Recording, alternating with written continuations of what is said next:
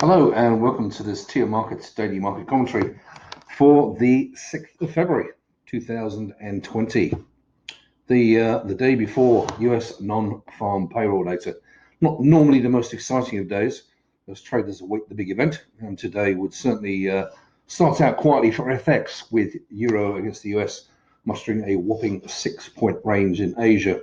Europe managed to get things moving a little more, but as I sat down to begin the USD, the majority of major currencies are only a few points removed from the New York close.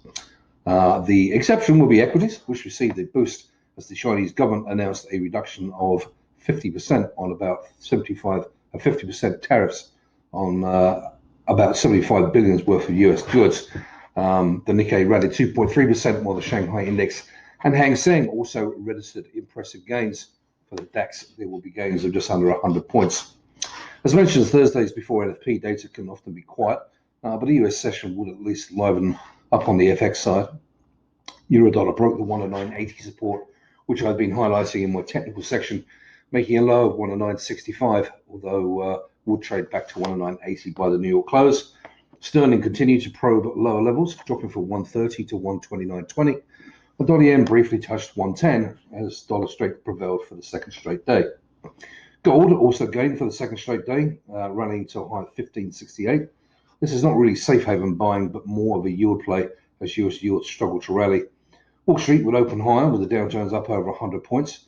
A brief dip did see those gains wiped out, but have recovered to be up 80 points by the close for a new record high. The S&P and Nasdaq would also both close higher, although the Russell 2000, an index which I have highlighted recently, lagged the rest of the indices and closed down 0.27%. Uber announced their results after the bell, recording a cheeky 8.5 billion loss for the 2019 fiscal year. That was good enough for the stock to rally over 2.5% in after-hours trading. I guess the market was expecting an even worse loss. However, the fact it rallied does seem a little surprising, but go figure. All eyes now turn to 8:30 a.m. Eastern Standard Time on Friday morning for the release of the US non-farm payroll numbers.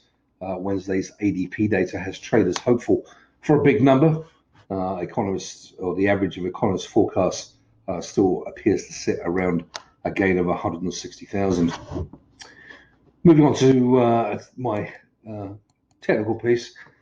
Showing technicals before arguably the most significant data release of the month can be a bit of a lottery. Get a much better or much worse release, and we can slice through the best of technical indicators in double quick time. So I'm going back to gold.